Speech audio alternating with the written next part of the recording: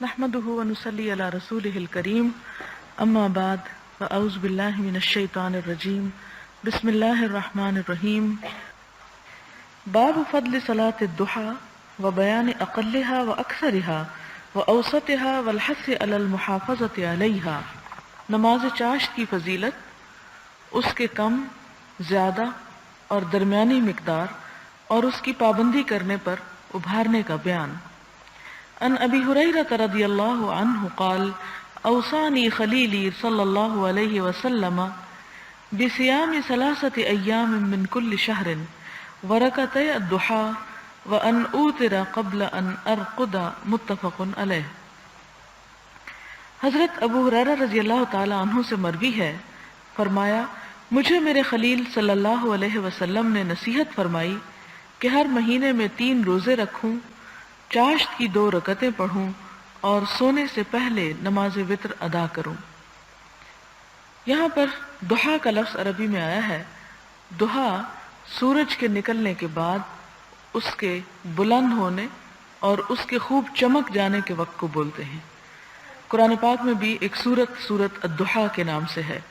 اور اس کی قسم بھی کھائی گئی ہے۔ والضحیٰ، اور ضحیٰ سے مراد وہ وقت جب خوب روشنی ہو جائے۔ اس کے علاوہ ایک وقت ہوتا ہے جسے ہم اشراق بولتے ہیں، اور اشراق کا لفظ جو ہے وہ شروق سے ہے، یعنی کسی چیز کا طلوع ہونا، سورج کا طلوع ہونا، اور وہ وقت ہے جب طلوع ہونے کے بعد تقریباً 15 منٹ کے بعد تھوڑا سا بلند ہو اور اس وقت وہ نماز ادا کی جاتی ہے۔ لیکن چاشت کا وقت جو ہے وہ زوال سے پہلے تک ہے۔ اس میں آپ صلی اللہ علیہ وسلم نے حضرت ابو ہریرہ رضی اللہ تعالی عنہ کو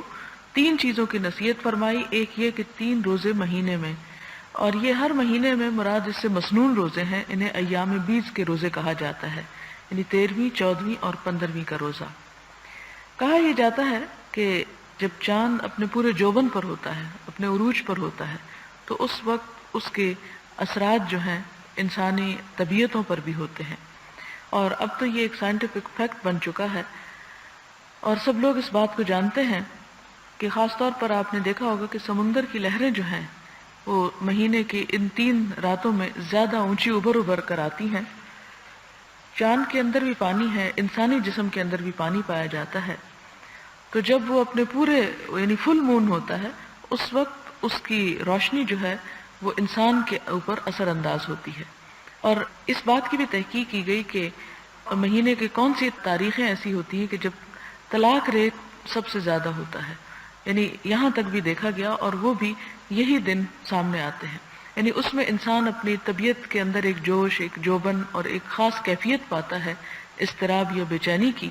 جس کے نتیجے میں انسان کے اوپر اس کے دوسرے احساسات زیادہ غالب ہوتے ہیں۔ تو شاید یہی وجہ تھی کہ خاص طور پر مہینے میں یہ بھی ہو سکتا تھا کہ ایک روزہ شروع میں رکھ لیا جائے، ایک درمیان میں رکھ لیا جائے اور ایک آخر میں رکھ لیا جائے، لیکن آپ صلی اللہ علیہ وسلم نے ان 3 دنوں کے روزے رکھنے کو زیادہ پسندیدہ قرار دیا۔ اگرچہ نفل روزہ کسی وقت بھی رکھا جا سکتا ہے، جیسا کہ آپ صلی اللہ علیہ وسلم سوموار اور جمعرات کے روزے کو پسند کیا کرتے تھے، لیکن خاص طور پر جس کے بارے میں یہاں کہا گیا کہ میں ان چیزوں کو پابندی سے ادا کروں، اگرچہ یہ فرض نہیں ہے، اور وہ 3 روزے جو لگاتار 13ویں، 14ویں اور 15ویں کا ہے، اور چاشت کی 2 رکعتیں، جس سے یہ پتہ چلتا ہے کہ کم از کم 2 رکعت نماز ادا کرنی چاہیے، اور سونے سے پہلے وتر ادا کروں، یعنی اس سے یہ پتہ چلتا ہے کہ وتر ادا کرنے کا ایک وقت عشاء کی نماز کے ساتھ ہی ہے۔ اس کے بعد ہے کہ سونے سے پہلے وتر پڑھنا اس شخص کے لیے مستحب ہے جسے رات کے آخری حصے میں بیدار ہونے کا یقین نہ ہو۔ یہ تفسیر جو ہے امام نووی خود کر رہے ہیں، آپ صلی اللہ علیہ وسلم کے الفاظ نہیں۔ اور اگر یقین ہو تو رات کے آخری حصے میں وتر پڑھنا زیادہ اچھا ہے، یعنی افضل وقت اس کا تہجد کے ساتھ ہے، لیکن اگر کوئی شخص تہجد کے لیے نہ اٹھتا ہو تو وہ رات کے ابتدائی حصے میں وتر پڑھ سکتا ہے۔ اگلی حدیث حضرت ابو ذر رضی اللہ تعالی عنہ سے مروی ہے کہ حضور صلی اللہ علیہ وسلم نے فرمایا، صبح ہی سے تمہارے جسم کے ہر جوڑ کے ذمہ ایک صدقہ ثابت ہو جاتا ہے، پس ہر دفعہ سبحان اللہ کہنا ایک صدقہ ہے، ہر دفعہ الحمدللہ کہنا ایک صدقہ ہے، ہر دفعہ لا الہ الا اللہ کہنا ایک صدقہ ہے، ہر تکبیر ایک صدقہ ہے، نیکی کا حکم دینا بھی ایک صدقہ ہے، برائی سے روکنا بھی ایک صدقہ ہے، اور اس تمام سے 2 رکعتیں کفایت کر جاتی ہیں جو آدمی چاشت کے وقت پڑھتا ہے۔ یعنی انسان ہر روز جب ایک نیا دن اپنی زندگی میں پاتا ہے صحت اور تندرستی اور سلامتی کے ساتھ، کہ اس کو ایک نیا دن زندگی کا عمل کے لیے مل جاتا ہے، تو اس کے اوپر ایک شکرانہ لازم ہوتا ہے۔ وہ شکرانہ کس کس طرح ادا ہو سکتا ہے؟ ذکر کرنے سے، اور جس میں یہاں سبحان اللہ کا ذکر اور الحمدللہ اور لا الہ الا اللہ بتایا گیا۔ اسی طرح اللہ اکبر، ہر تکبیر ایک صدقہ ہے، یعنی اللہ اکبر کہنا صدقہ ہے۔ پھر دوسرے کو اچھی بات بتانا اور بری بات سے روکنا بھی، اور اگر انسان ان میں سے کوئی کام نہ کر سکے، یعنی اس کو ذکر کی بھی مہلت نہیں، یا وہ باہر نکل کر کسی کو کوئی اچھی بات نہیں بتا سکتا، برائی سے نہیں روک سکتا، تو اگر وہ 2 رکعت چاشت پڑھ لیتا ہے تو گویا اس نے اپنے ذمے بہت سی چیزوں کو ادا کر دیا۔ یعنی ان تمام چیزوں کو کفایت کر جانے کا مطلب یہ کہ اس کے ایکول ہو جاتا ہے ایک طرح سے۔ اور 2 رکعت پڑھنے میں ٹائم کتنا لگتا ہے؟ یعنی اگر ہم میں سے ہر شخص صرف یہ دیکھے کہ جب ہم صبح کے وقت تیار ہوتے ہیں، اس تیاری میں اگر انسان صرف چہرہ دھونے کی بجائے یا صرف ہاتھ پاؤں دھونے کی بجائے اگر پراپر وضو کر لے، اور وضو کرنے کے ساتھ جب انسان کپڑے بھی تبدیل کر رہا ہے، تو باہر جانے کے لیے بھی ہم اتنی دیر لگاتے ہیں تیار ہونے کو، تو 2 رکعتیں زیادہ سے زیادہ بھی اگر ہم سے ٹائم لے تو 5 منٹ ہے، 5 منٹ سے زیادہ نہیں لیتی، لیکن وہ اس دن کا ایک طرح سے شکرانہ ادا ہو جاتا ہے۔ اور اللہ تعالیٰ کا یہ وعدہ ہے لَإِن شَكَرْتُمْ لَأَزِيدَنَّكُمْ، اگر تم اپنی نعمتوں پر شکر ادا کرو گے تو میں تمہیں اور عطا کروں گا۔ پھر اس کے بعد حضرت عائشہ کی روایت ہے، فرمایا حضور صلی اللہ علیہ وسلم چاشت کی 4 رکعتیں پڑھتے تھے اور اس میں جو چاہتے اضافہ فرما لیتے۔ یعنی اس پہلی حدیث سے 2 رکعتیں، یہ کنٹرڈکشن نہیں، یعنی یہ مختلف، چونکہ نفل نماز ہے اس لیے اس کے مختلف رکعتوں کا ذکر ہے، ایک میں 2 کا ذکر ہے، اب اس روایت میں 4 کا ذکر ہے، اور یہ ساتھ ہی یہ بھی فرما دیا گیا کہ اور جتنا چاہتے اضافہ کر لیتے، یعنی 4 بھی آخری چیز نہیں، 6 بھی ہو سکتا ہے، 8 بھی ہو سکتا ہے، 10 بھی ہو سکتا ہے، 12 تک بھی جا سکتا ہے، کیونکہ یہ نفل ہے اور نفل ہر ایک انسان کی اپنی خوشی کی بات ہے۔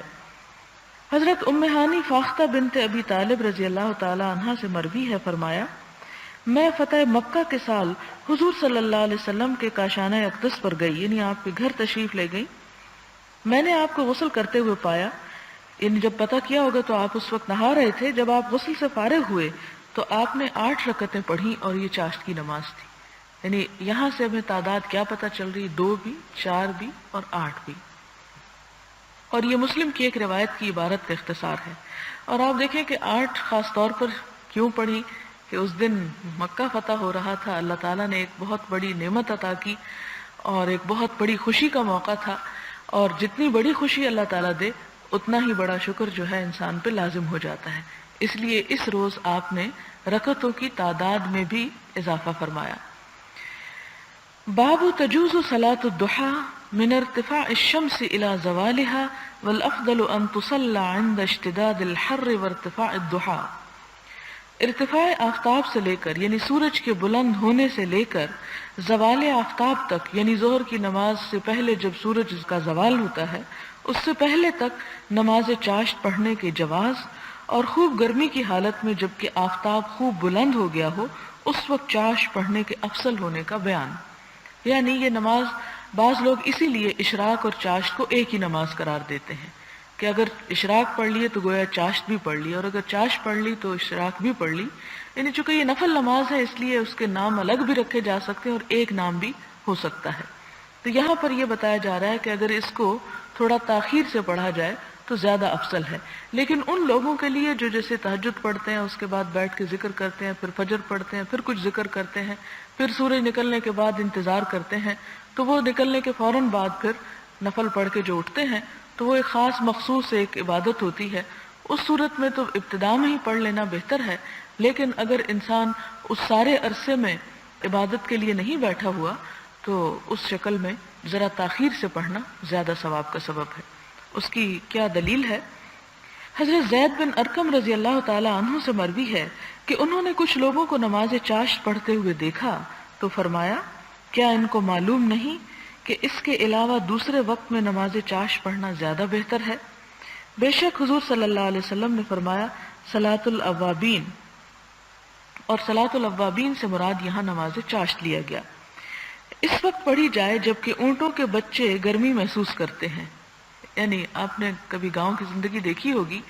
کہ اس میں رات کے وقت جانوروں کو باہر نکالتے ہیں اگر ان کے خاص مخصوص کمرے وغیرہ بنے ہوئے ہیں، یا پھر یہ کہ درختوں سے دور باندھتے ہیں، اور دن کے وقت دوبارہ جب سورج نکل آتا ہے گرمی ہونے لگتی ہے تو ان جانوروں کو دوبارہ چھاؤں میں کیا جاتا ہے. آپ دیکھیں کہ جب سورج نکل ہی رہا ہوتا ہے تو خواہ گرمیاں ہوں تو اتنا گرم نہیں ہوتا،